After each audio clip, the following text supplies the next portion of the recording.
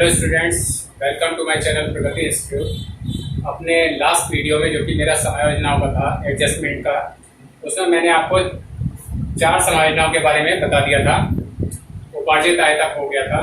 अब उसके आगे की जो समायोजनाएं हैं उनको हम लोग देखते हैं, पढ़ते हैं। तो इसके बाद जो हमारी एक समायोजन है 5वें नंबर की, वो है अनुपार्जित आय। अनुपार्जित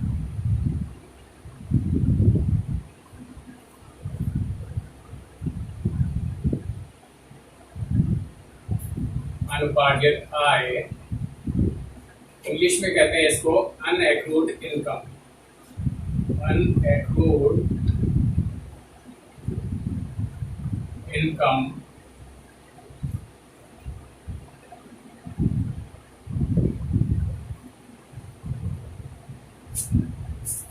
तो सबसे पहले जान लेते हैं कि ये अनएक्रूड इनकम क्या होती है। ऐसी आय जो कि अगले वित्तीय वर्ष से संबंधित होती है और लेकिन वो इसी वित्तीय वर्ष में यानी चालू वित्तीय वर्ष में प्राप्त हो जाती है, तो ऐसी आय को हम लोग अनुपार्जित आय कहते हैं।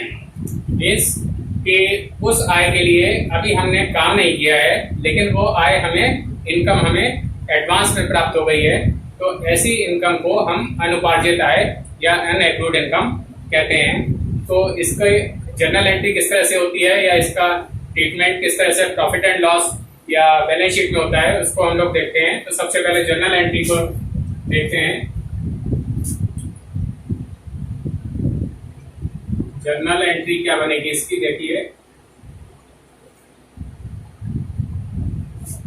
इसमें जो भी जैसे रेंट हमको सपोज प्राप्त हुआ है एडवांस में, तो रेंट हमारा अनएक्रूड है अगर, तो उसकी रेंट अकाउंट डेबिट हो जाएगा,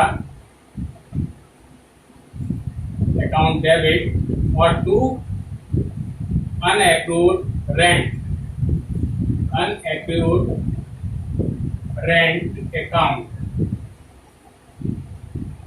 being rent received in advance. ये इसकी नरेशन हो जाएगी, रिसीव्ड इन एडवांस। तो ये इसकी जर्नल एंट्री हो जाएगी। और अमाउंट का कॉलम जैसे आप बनाते हैं जर्नल में, तो यहाँ पर ये डेबिट वाली आ जाएगी और सेम वही अमाउंट यहाँ क्रेडिट में आ जाएगी।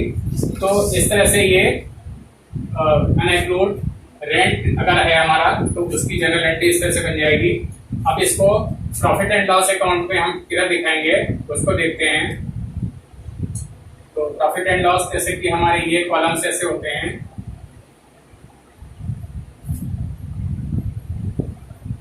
पर्टिकुलर अमाउंट ये हो जाएगा। और प्रॉफिट एंड लॉस अकाउंट हम इसका नाम लिख देते हैं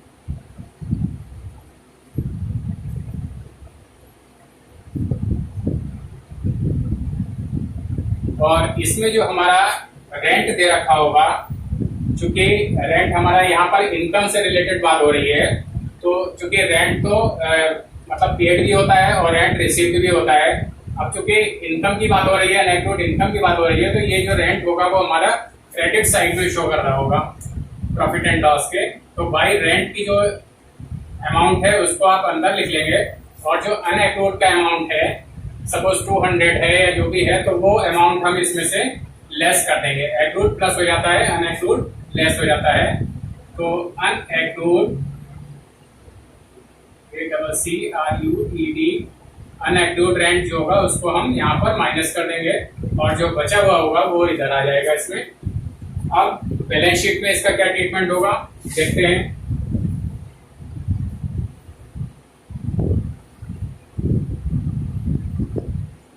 ये बैलेंस शीट का एक छोटा सा नमूना है और बैलेंस शीट में ये आपका लायबिलिटीज होती हैं, amount, then assets, then amount, और इस तरह से ये बैलेंस शीट होती है हमारी। और ये जो अनएक्रूड रेंट जो आएगा वो आपका लायबिलिटीज में शो किया जाएगा। यहाँ पर अनएक्रूड रेंट यहाँ पर इसका अमाउंट जितना होगा 200 300 जो भी होगा वो यहाँ पर शो कर दिया जाएगा।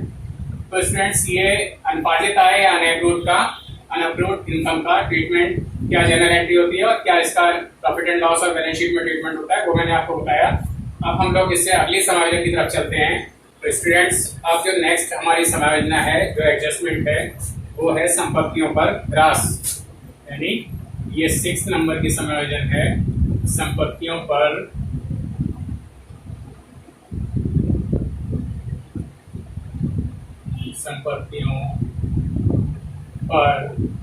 ह्रास।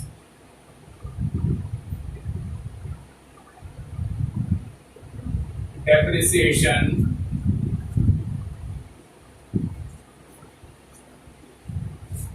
On assets.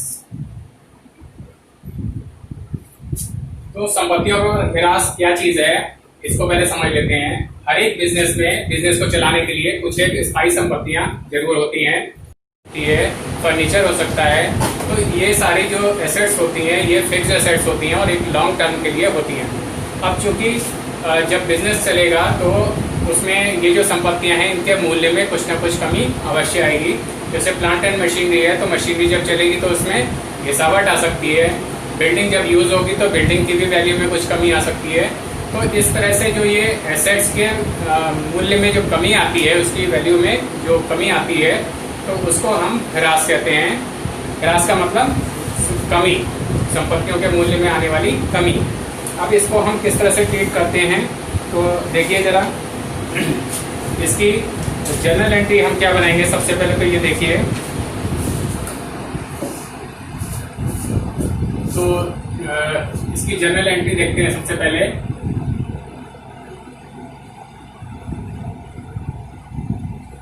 और ये होगी हमारी, सपोज मशीनरी पर अगर डेप्रिसिएशन है और तो उसका हो जाएगा entry DEP, depreciation on machinery account debit to, जिस एसेट पे डेप्रिसिएशन लग रहा है उसका नाम क्रेडिट हो जाएगा to machinery account, to machine account या machinery account being depreciation. In short depreciation को हम DEP भी लिख सकते हैं, डेप्रिसिएशन चार्ज ऑन मशीन। ये जनरल एंट्री बन जाएगी और अमाउंट इसका, जैसे कि आप कॉलम बनाते हैं अमाउंट के, इस तरह से दोनों में दिखा दिया जाएगा। सेम अमाउंट आएगा, जितने की मशीनरी होगी उस पर जो रेट ऑफ डेप्रिसिएशन जो दे रखा होगा उतना कैलकुलेट करके और वो डेप्रिसिएशन उससे ये एंट्री बना दी जाएगी। अब हम लोग देखते हैं प्रॉफिट एंड लॉस अकाउंट में कैसे दिखाना है इसको। तो प्रॉफिट एंड लॉस अकाउंट एक छोटा सा बना लेते हैं।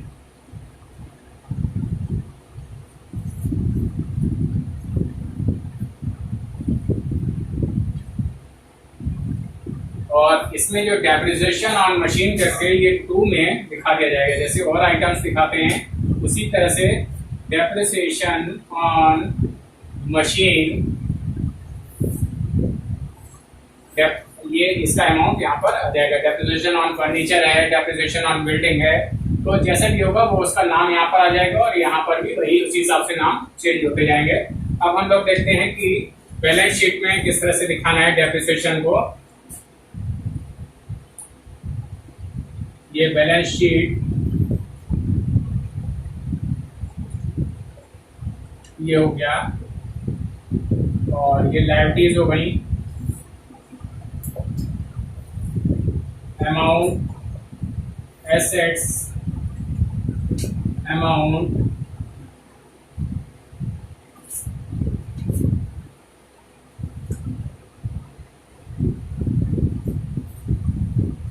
और इसमें जो एसेट होगी हमारी, सपोज जैसे मशीन थी तो मशीनरी की जो वैल्यू एसेट्स में आप दिखाएंगे इस तरह से करके। मशीन हमने दिखा दी यहाँ पर, अंदर ही दिखा दिया, और इसमें से जो डेप्रिसिएशन का अमाउंट जो कैलकुलेट करके आएगा, रेट ऑफ डेप्रिसिएशन कैलकुलेट करेंगे जब, तो उसमें जो डेप्रिसिएशन आएगा उसकी अमाउंट से इसको हम डेप्रिसिएशन डीईपी शॉर्ट में लिख देते हैं और इसको इसमें से लेस कर देंगे तो ये आ जाएगा। तो स्टूडेंट्स ये संपत्तियों का ह्रास या डेप्रिसिएशन ऑन एसेट्स किस तरह से जनरल एंट्री बनती है, कैसे प्रॉफिट एंड लॉस अकाउंट और बैलेंस शीट में शो किया जाता है, मैंने ये आपको बता दिया। अब इससे नेक्स्ट समायोजन की तरफ बढ़ते हैं। पहले स्टूडेंट्स नेक्स्ट जो हमारी समायोजन है, जो एडजस्टमेंट है, वो है 7th नंबर की पूंजी पर ब्याज। इसको समझ लेते हैं। 7th नंबर पर है पूंजी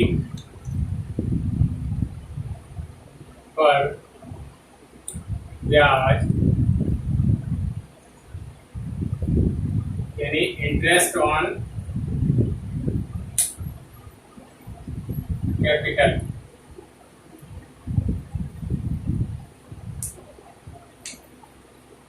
इसको समझ लेते हैं। पूंजी क्या होती है? जो पैसा हम बिजनेस में लाभ कमाने के लिए इन्वेस्ट करते हैं उसको हम पूंजी कहते हैं। और पूंजी व्यापार के लिए एक दायित्व होता है, यानी पूंजी व्यापार को जो है पूंजी उस व्यापारी को कभी हो सकता है लौटानी भी पड़े। एक तरह से उसका ये कर्जा होता है, व्यापार पर स्वामी का ये कर्जा होता है पूंजी। तो इस पर एक निश्चित प्रतिशत से ब्याज उसको व्यापार के स्वामी को मिलना चाहिए। और क्यों मिलना चाहिए? क्योंकि अगर वो व्यक्ति, व्यापार का स्वामी, व्यापार का मालिक, अगर वो पैसा कहीं और इन्वेस्ट करता तो उसको कुछ ना कुछ रिटर्न उसका अवश्य मिलता। तो इसलिए उसको इस पूंजी पर कुछ ना कुछ ब्याज अवश्य मिलना चाहिए।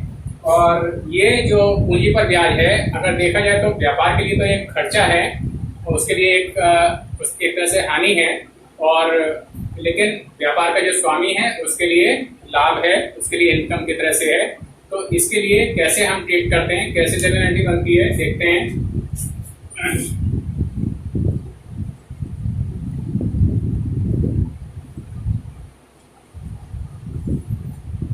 जनरल एंट्री क्या बनेगी देखते हैं।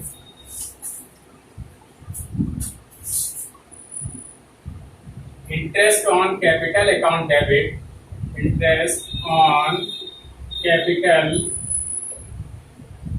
Account debited to capital account,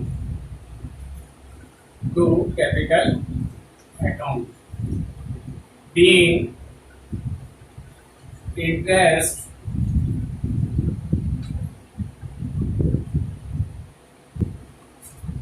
interest provided on capital। ये इसकी जनरल एंट्री हो जाएगी और यहाँ पर इसका ये अमाउंट आ जाएगा। कैपिटल जितने की दे रखी हुई है उसमें रेट ऑफ इंटरेस्ट जो दे रखा होगा उतना हम कैलकुलेट कर लेंगे और वो इंटरेस्ट ऑन कैपिटल के नाम से इसमें आ जाएगा। अब देखते हैं प्रॉफिट एंड लॉस अकाउंट में कैसे शो करेंगे।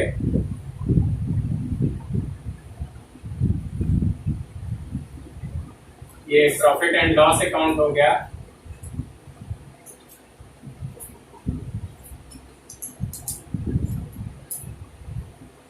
और इसमें हम कैसे शो करेंगे देखते हैं। तो खर्चा है तो इसको हम डेबिट में दिखाएंगे, टू करके, to interest on capital.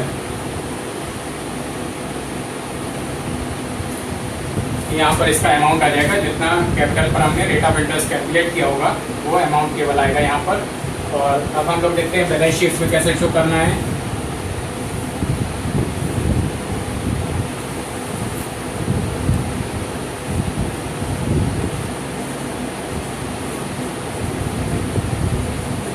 Balance sheet ये हो गई, ये liabilities, amount, assets, then amount, और इसको इस तरह से बंद कर देते हैं। अब यहाँ पर चूंकि लायबिलिटीज में सबसे पहला आइटम जो हम दिखाते हैं वो कैपिटल होता है, तो कैपिटल हमने जितना भी अमाउंट होगा वो लिख लेंगे, यहाँ पर आ जाएगा। और इसमें इंटरेस्ट ऑन कैपिटल प्लस कर लिया जाएगा, इंटरेस्ट ऑन कैपिटल, ये प्लस कर लेंगे। यहाँ पर आके दोनों को प्लस करके जितना आएगा वो यहाँ रख दिया जाएगा। क्योंकि अभी इसमें नेट प्रॉफिट या नेट लॉस का एडजस्टमेंट बाकी है, या और भी चीज़ें हो सकती हैं, तो उसको अभी बाहर ना निकाल के यहीं पर रख दिया जाएगा। तो कैपिटल में इंटरेस्ट ऑन कैपिटल इस तरह से प्लस करके दिखा दिया जाता है। ये जनरल एंट्री बनती है। प्रॉफिट एंड लॉस और बैलेंस शीट का ट्रीटमेंट मैंने आपको बता दिया। अब हम लोग अगली समायोजन की तरफ चलते हैं। मेरे स्टूडेंट्स, तो अब हमारी जो नेक्स्ट समायोजना है 8वें नंबर की, वो है इंटरेस्ट ऑन ड्राइंग्स। तो 8 नंबर की समायोजन है इंटरेस्ट ऑन ड्राइंग्स, या पहले हिंदी में लिख देता हूँ।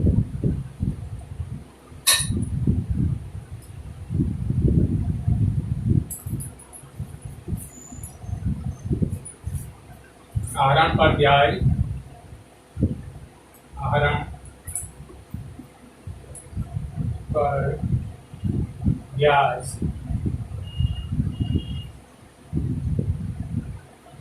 Interest on drawings, interest on drawings, DRAWINGS।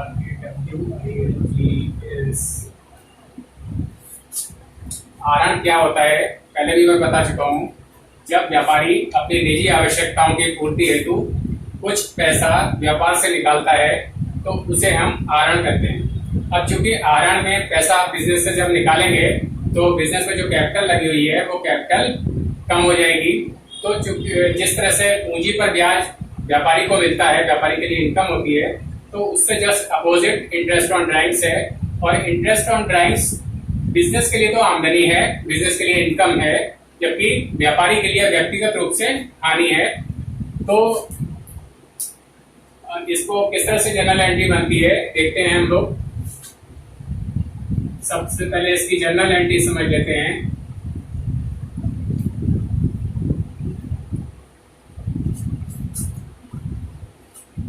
और जनरल एंट्री बनेगी इसमें drawings account debit to interest on drawings account, drawings account debit to interest on drawings account.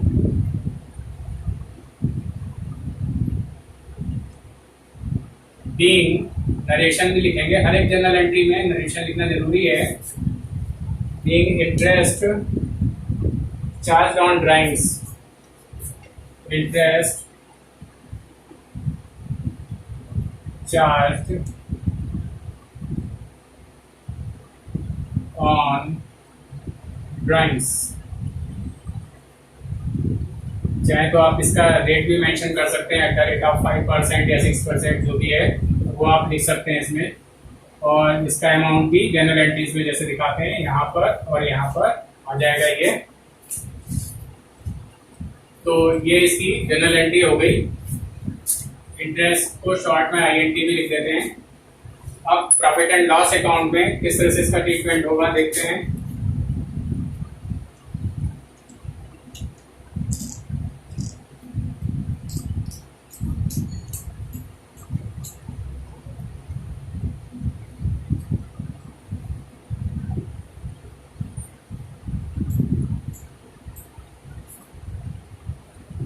और इसमें इंटरेस्ट ऑन ड्राइंग्स बिजनेस के लिए चूंकि इनकम होती है तो इसको हम इनकम्स हमारी प्रॉफिट एंड लॉस के बाई में आती है, तो इसको हम बाई इंटरेस्ट ऑन ड्राइंग्स जितना कैलकुलेट करके हमारा आएगा वो हम यहाँ पर लिख देंगे इसको।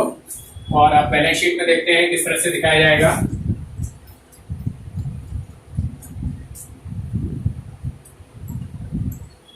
ये बैलेंस शीट का छोटा सा नमूना मैंने बना दिया है। ये लायबिलिटीज, फिर अमाउंट हो जाएगा, then assets, then amount again, ये हो गया। अब इंटरेस्ट और ड्राइंग्स को हम किस तरह से ट्रीट करेंगे देखिए। सबसे पहले लायबिलिटीज में आप आइटम लिखते हैं कैपिटल। कैपिटल का अमाउंट अंदर ही लिख लेंगे। अब इंटरेस्ट ऑन ड्राइंग्स से होगा तो ड्राइंग्स होना तो स्वाभाविक है, होगा ही। तो सबसे पहले इसमें जैसे आप ड्राइंग्स लेस करते थे तो ड्राइंग्स हमने लिख लिया, इसका अमाउंट यहाँ पर लिख लिया, बजाय इसके नीचे लिखने के यहाँ पर लिख लिया हमने। और इसी में हमने प्लस कर लिया इसको, प्लस हमने इंटरेस्ट ऑन ड्राइंग्स जितना अमाउंट है कैलकुलेट करके जितना परसेंटेज आएगा वो हमने यहाँ पर लिख लिया, और इन दोनों आइटम्स को जोड़ के जितना आएगा वो हमने यहाँ लिख लिया। और इसमें से इन दोनों का जो टोटल यहाँ पर आया इसको हम लेस कर देंगे, इसमें से इसको लेस कर देंगे, तो यहाँ पर जो आएगा उसको हम यहाँ रख देंगे।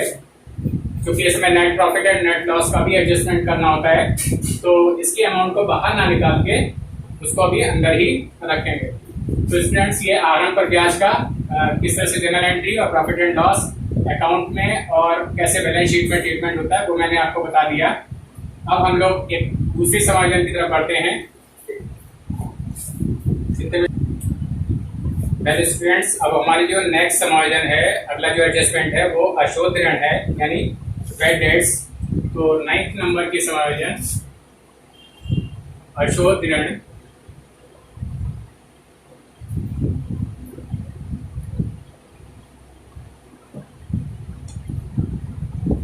इंग्लिश में कहते हैं इसको बैड डेट्स। तो सबसे पहले समझ लें अशोध ऋण क्या होता है। इसको अप्राप्य ऋण भी कहते हैं। अप्राप्य मीन्स जो नहीं प्राप्त हुआ हो। तो बिजनेस में चूंकि माल उधार भी बेचा जाता है फर्मों को, तो उधार माल जब बेचते हैं तो किसी भी वजह से, चाहे वो किसी उस व्यापारी की मृत्यु हो जाए, चाहे वो बिजनेस किसी भी वजह से, मतलब हमें वो पेमेंट अगर नहीं प्राप्त होता है, ऐसा मान लिया जाता है कि उस पेमेंट की, उस प्राप्त होने की कोई भी गुंजाइश नहीं रही। ऐसे पेमेंट को, ऐसी रकम को हम अशोध ऋण कहते हैं या अप्राप्य ऋण कहते हैं, इंग्लिश में बैड डेट्स कहते हैं। तो इसका ट्रीटमेंट कैसे होगा देखते हैं। इसकी जनरल एंट्री क्या होगी, इसको देखिए।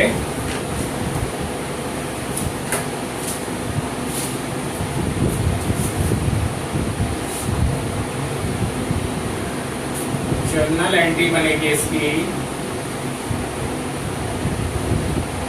Bad debts account debit, bad debts account debit और to sundry debtors account, to sundry debtors account. Narration लिख देंगे, being bad debts written off, being bad debts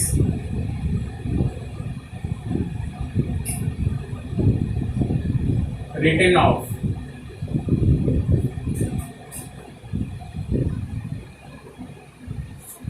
written off का मतलब अप्लिखित किए गए, यानी अशोध ऋण अप्लिखित किया, इसकी लिखी हुई। अब हम जिसकी जो अमाउंट है वो उसी तरह से लिखा जाएगा जनरल एंट्रीज में, जैसे अमाउंट के कॉलम बनते हैं इस तरह से। यहाँ पर दोनों में जितना रकम डूब गई, जितनी रकम अप्राप्त हुई, अप्राप्त नहीं होगी जो, उतनी रकम से इसको हम बैड डेट्स की एंट्री ये बना देंगे।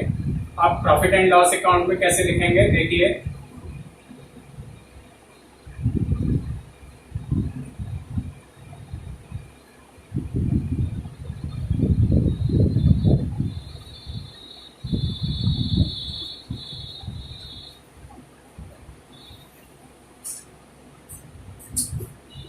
अप्राप्य ऋण या अशोध ऋण दो तरह से हो सकता है। एक तो ट्रायल बैलेंस के अंदर दे रखा होता है, यानी कि तलपट के अंदर जो दे रखा होता है, एक तो वो हो सकता है। तो वो तो हम सिंपली यहाँ पर दिखा देते हैं, टू बैड डेट्स करके,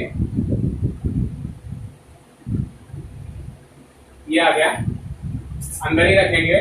और नीचे जो समायोजनाओं के रूप में अगर दे रखा है अशोध ऋण, तो उसको हम इसी में, अगर पुराना जो दे रखा है ट्रायल बैलेंस में, और उसमें जो नीचे समायोजन के रूप में दे रखा है, तो उसको हम प्लस न्यू बैड डेट करके यहाँ पर ऐड कर देंगे, new BD, new bad debt करके ऐड कर देंगे, और जो आएगा उसको बाहर निकाल देंगे।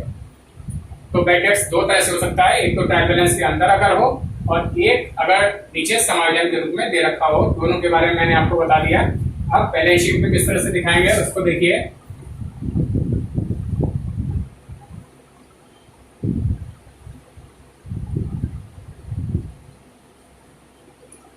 ये बैलेंस शीट है, liabilities, amount, assets, then amount,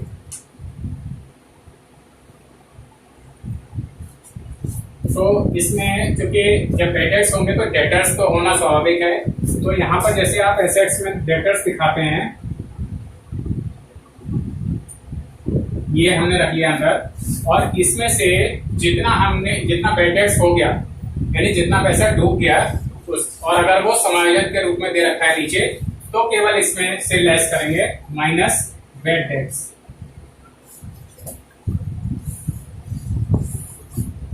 ये कौन सा वाला आएगा? न्यू वाला आएगा। न्यू इसलिए लिख दिया मैंने, अगर ट्रायल बैलेंस में दे रखा है तो उसको हम ओल्ड कहते हैं, तो वो वाला यहाँ पर लेस नहीं किया जाता है। ट्रायल बैलेंस में जो दे रखा होता है वो केवल प्रॉफिट एंड लॉस अकाउंट के डेबिट में ही पोस्ट यहाँ पर इस तरह से हो जाता है, और जो नीचे समायोजन के रूप में दे रखा होगा उसको केवल डेटर्स में से लेस करेंगे बैलेंस शीट में एसेट साइड में, और लेस करके जितना आएगा डेटर्स वो हम यहाँ पर निकाल देंगे बाहर। तो स्टूडेंट्स, ये जो 9th नंबर की समायोजन थी अशोक ऋण यानी बैड डेट्स, कैसे उसकी जनरल एंट्री बनती है, कैसे प्रॉफिट एंड लॉस अकाउंट में शो करा जाता है, कैसे बैलेंस शीट में शो किया जाता है, ये मैंने आपको बताया। तो इस तरह से आज आपकी 9 एडजस्टमेंट्स कंप्लीट हो गई। 4 जो 1 to 4 एडजस्टमेंट्स थी वो पार्ट 1 जो एडजस्टमेंट का है, इससे पहले वाला वीडियो वो उसमें दे रखी हुई है, और अभी 8 समायोजन और बची हुई हैं, 8 समायोजन बची हुई हैं जो कि मेरे नेक्स्ट वीडियो में हैं। तो उन वीडियोस को भी आप लोग देखें और इन वीडियोस को भी बार बार चला के देखें। अगर कोई चीज़ नहीं समझ में आती है तो कमेंट बॉक्स में लिख के मेरे से पूछ सकते हैं या इंस्टाग्राम पे फॉलो कर सकते हैं। और इस तरह से अब इस वीडियो को मैं यहाँ पर एंड करता हूँ। Thank you.